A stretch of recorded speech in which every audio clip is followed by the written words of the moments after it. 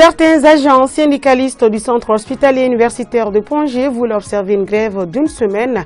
Cette nouvelle est une fausse alerte car le service continue pour assurer la prise en charge des malades. Ils sont nombreux les Maliens qui s'engagent à consolider la souveraineté du Mali en hissant notre drapeau au plus haut niveau. Cependant, certains concitoyens utilisent le drapeau d'une manière non recommandable. Que dit la loi en la matière? Et le monde réponse à suivre dans cette édition. Vous le savez depuis hier, le Français Karim Benzema est couronné Ballon d'Or France Football 2022.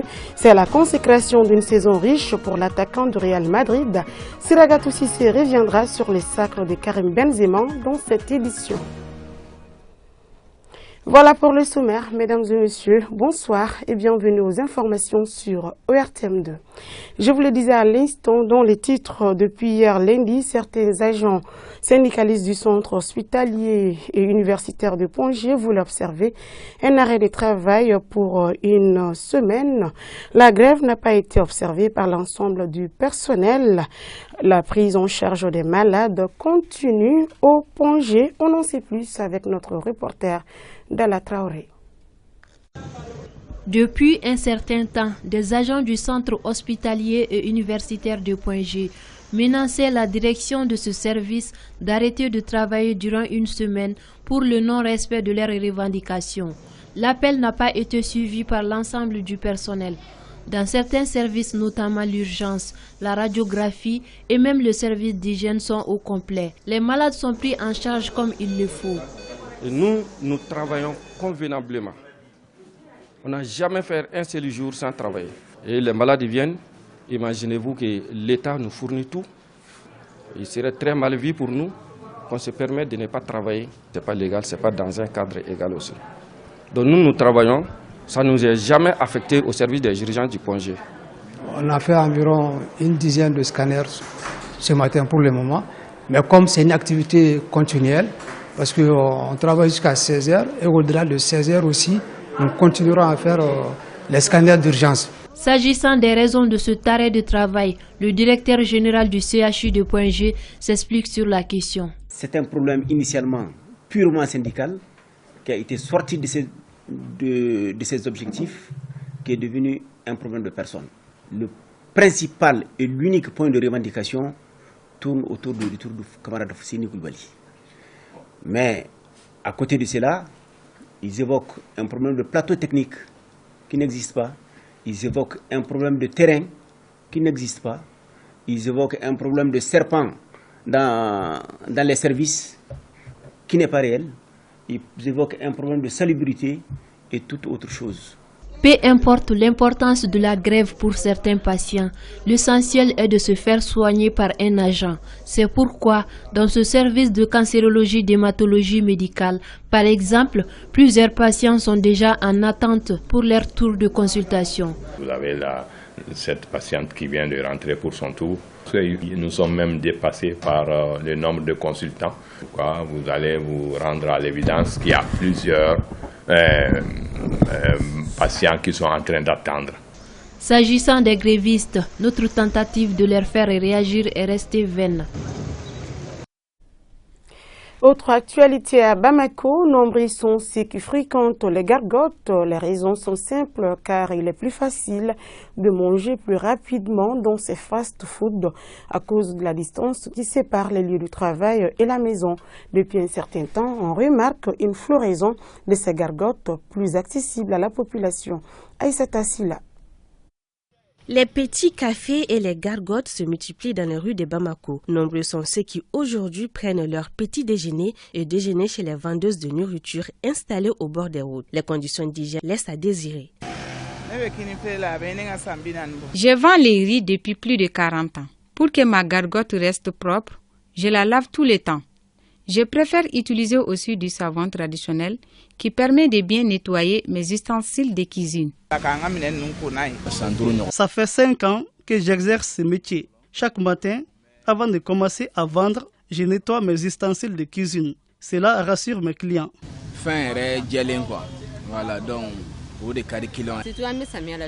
Il n'est pas du tout facile de vendre, car il faut toujours s'assurer que tout soit propre et bien arrangé. Je lave mes assiettes à chaque fois que je sers mes clients. Pour certains clients, ces vendeuses n'ont rien d'un malpropre. Il suffit de jeter un coup d'œil sur les ustensiles de cuisine et les recoins de la gargote pour constater l'hygiène de la vendeuse. Je mange chez la vendeuse Citan, ça fait plus de 3 ans, car sa nourriture est délicieuse et aussi elle est très propre, même en la voyant, ainsi que ses ustensiles de cuisine.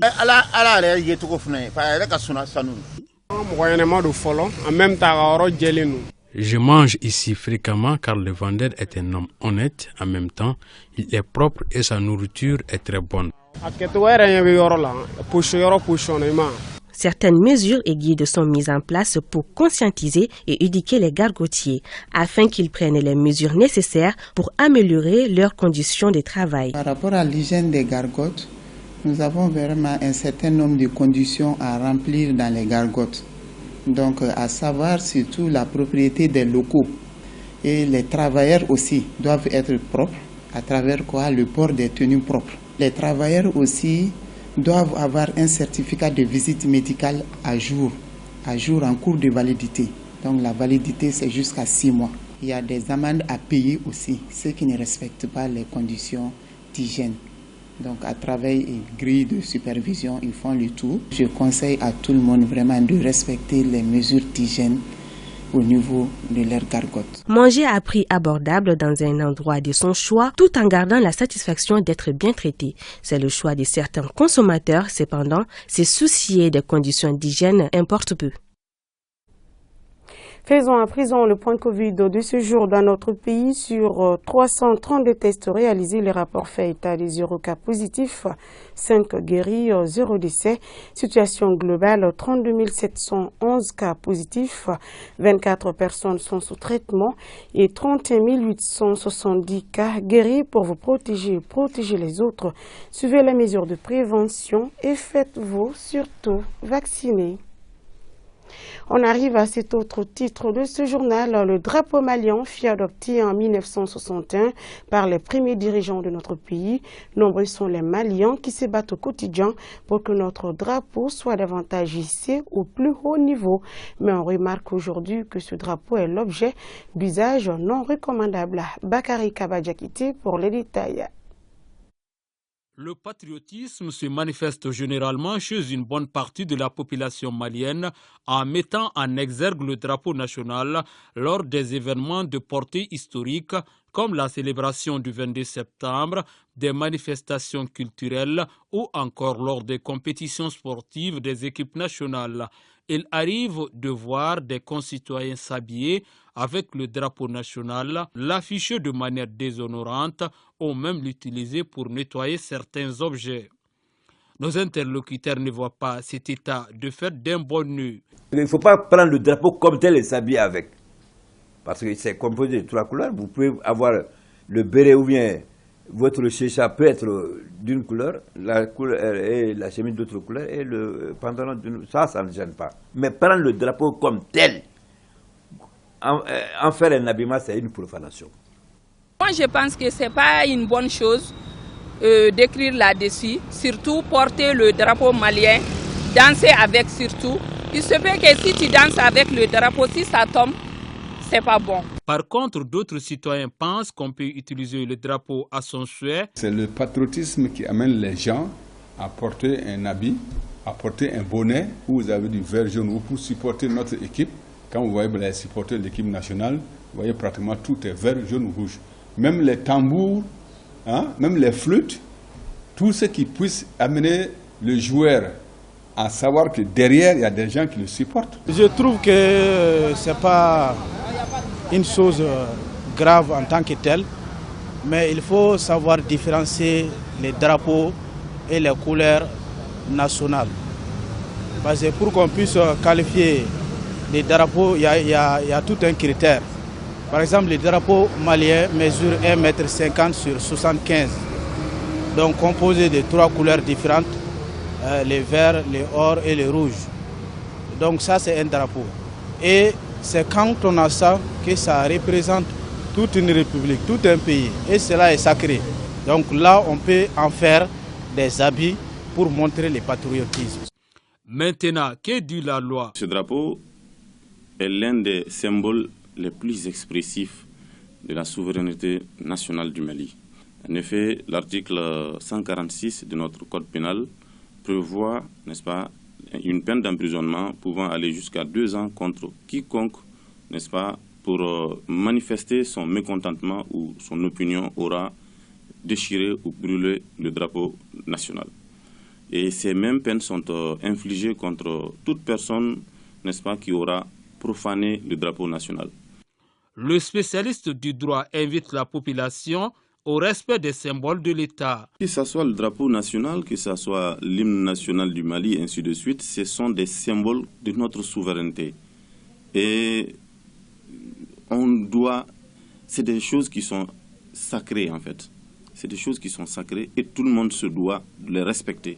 En somme, le respect des symboles de la République du Mali incombe à tous les fils et filles du pays. Cela requiert la connaissance de la part des citoyens des règles et bonnes conduites qui régissent le bon fonctionnement de notre État.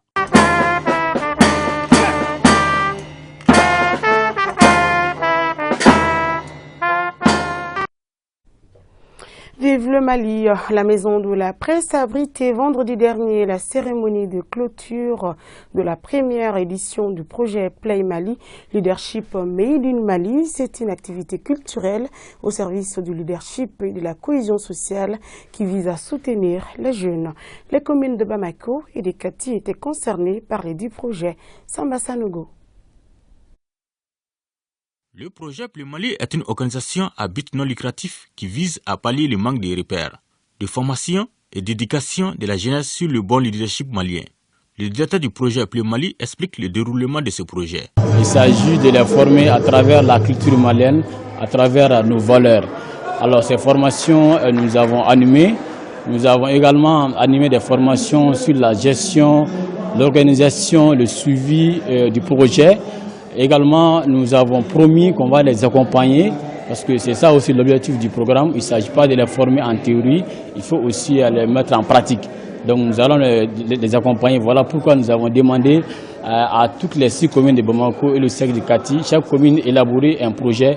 On va les accompagner à travers nos partenaires.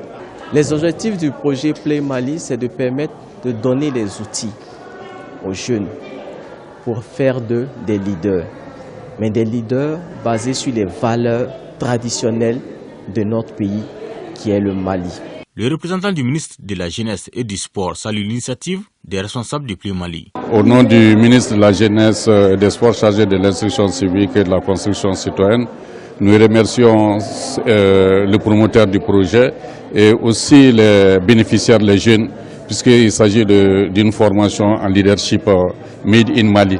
Et c'est ça dont on a besoin aujourd'hui, des jeunes Maliens formés en leadership, des jeunes Maliens bien formés qui osent prendre le pouvoir. Play Mali, c'est un très bon projet parce que déjà ça met en valeur les valeurs sociétales du Mali, tout ce qui a un rapport avec la culture et ça le met au profit du leadership, de la formation pour pouvoir façonner la jeunesse que nous sommes à servir notre pays. Selon les initiateurs du projet, la jeunesse est l'avenir de notre pays.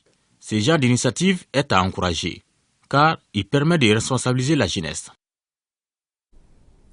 Et ces communiqués de félicitations à Djadje Dambélé et à Fanta Mariko, le ministre de l'Artisanat, de la Culture, de l'Industrie hôtelière et du Tourisme porte à la connaissance du public que la culture malienne vient d'être honorée à travers les œuvres de Djadje Dambélé et Fanta Mariko, 2 jeunes maliens qui ont remporté respectivement le prestigieux prix littéraire de la vocation et la 10e place à l'issue du vote du public lors de la première édition de la Coupe du Monde de Slam Poésie.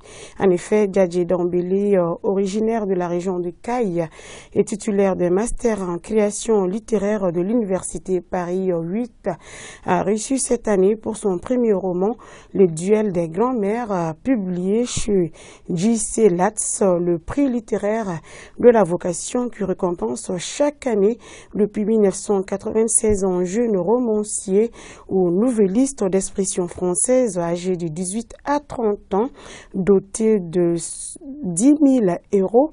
Le prix littéraire de la vocation est parrainé par la Fondation Marcel Blestin Blanchet France, à l'exception des Algériens Salim Bachi en 2001 avec Le Chien d'Ulysée, édition Gallimard, et de Katouter Admis en 2011 avec L'Envers des autres, Actes Sud. Aucun écrivain africain n'a reçu de prix de la vocation. Djadji devient ainsi le 3e africain et le premier jeune écrivain subsaharien à recevoir ce prix, qui a révélé par ailleurs la célèbre et prolifique écrivaine belge Amélie Nothomb, future lauréate du prix Renaudot 2021 pour Premier Son. Le duel des grammaires est un roman initiatique et intemporel.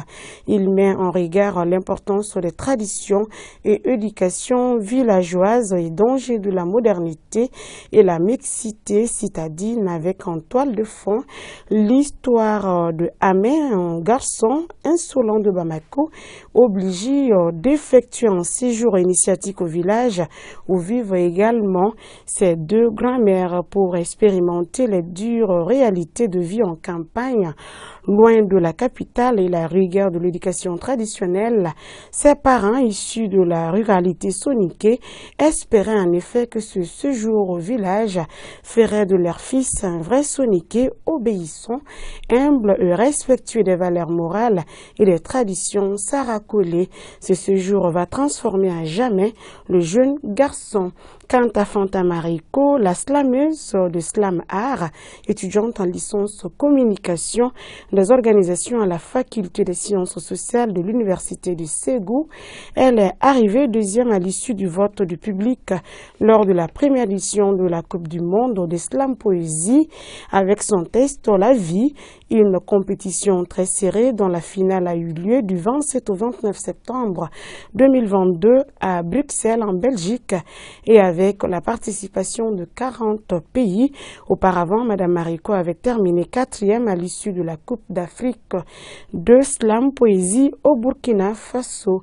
La vie est un poème de 15 strophes qui transgresse les règles de la vérification classique.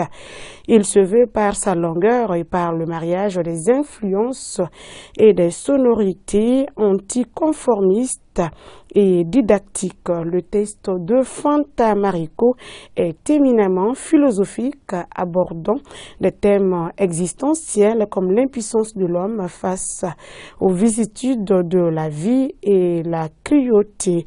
Ce sacre est en honneur pour le peuple du Mali, et le ministre de l'Artisanat, de la Culture, de l'Industrie hôtelière et du Tourisme saisit l'occasion pour adresser ses vives félicitations et ses remerciements aux deux lauréats, véritables ambassadeurs de la culture malienne, pour avoir porté haut le flambeau de la culture malienne. Nous poursuivons avec ce journal. La société Future d'Orco a organisé un tournoi de football entre les commerçants de Bamako à Badalabougou. 4 équipes ont pris part à cette compétition dont l'objectif est de tisser un lien de rapprochement entre les commerçants et les clients. Idrissa Bagayogo. Permettre aux commerçants de se distraire, mais également de se rapprocher davantage à travers le sport. Voilà l'objectif de ce tournoi de football organisé par Afrique Future d'Orco, représenté au Mali, spécialisé dans la vente des lames et rasoirs. La finale a opposé l'équipe de Gatesila en blanc à l'équipe de Gassou Cissé en bleu. Durant 80 minutes de jeu, les deux équipes ont illustré du beau jeu et en marquant des buts de part et d'autre. Score final, 4 buts à 2 en faveur de l'équipe de Gatesila. On a organisé cette compétition entre nos différents clients dans les marchés et la direction de Dorco aussi. L'objectif, c'est-à-dire, c'est de réunir les différents clients et surtout, c'est-à-dire montrer que c'est pas, c'est-à-dire le commerce seulement. Cette première édition de Dorco, qui vise à rassembler les commerçants autour d'un climat de convivialité, a été largement saluée par les commerçants. Donc ça fait vraiment une réussite. Vous voyez les gens qui sont venus de partout. Donc on souhaite dans l'avenir faire plus de football, matchs de football, non seulement pour nous faire connaître, et aussi vraiment tisser les liens davantage entre nous et nos fournisseurs et distributeurs sur le marché. Nous sommes très contents aujourd'hui. Et regardez, donc là, les trains sont très bondés, donc nous quittons le marché vers 19h. Mais à cause de ce tournant, nous quittons au marché depuis 15h pour participer à cette finale coupe-là. Donc nous remercions le président de Dorco. Nous remercions tous ceux qui ont participé aujourd'hui pour notre finale.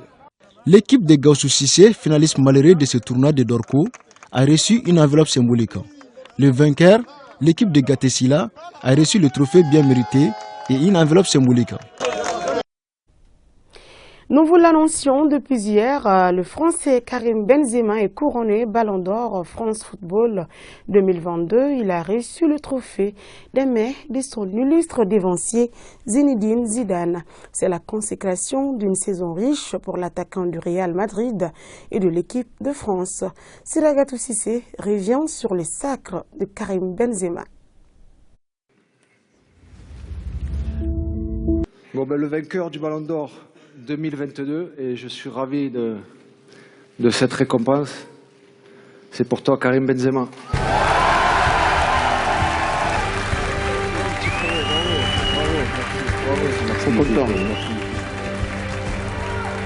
Jour de gloire, jour de mérite, jour historique pour Karim Benzema. L'attaquant du Real Madrid est sacré Ballon d'Or France Football 2022 au terme d'une saison 2021-2022 étoilée. Le capitaine du Real Madrid a porté à lui seul son club et contribué au titre de la France en Ligue des Nations. Karim Benzema est le 5e Français à soulever le Ballon d'Or après Raymond Kopa 1958, Michel Platini 83, 84, 85, Jean-Pierre Papin 91 et Zinedine Zidane 98. Karim Benzema, des crampons en or aux côtés des légendes. J'ai eu deux modèles dans ma vie, Zizou et Ronaldo. C'est beaucoup de travail, c'est rien lâcher, c'est de s'entraîner encore plus, mais surtout garder toujours cette chose-là, ce rêve dans la tête, parce que tout est possible, parce qu'il y a eu des moments où c'était beaucoup plus difficile pour moi. En club et en sélection, Karim Benzema a été phénoménal. Vainqueur de la Supercoupe UEFA, de la Ligue des Champions, de la Coupe du Roi, de la Liga et de la Ligue des Nations, dans toutes ces compétitions, Karim a laissé une trace, marqué des buts et délivré des passes décisives. Karim Benzema a devant lui une longue saison avec le championnat, la Coupe du Roi, la Ligue des Champions et la Coupe du Monde au Qatar, sa première Coupe du Monde sous le maillot bleu. À Benzema d'être prêt mentalement et physiquement pour ce rendez-vous planétaire tous les 4 ans.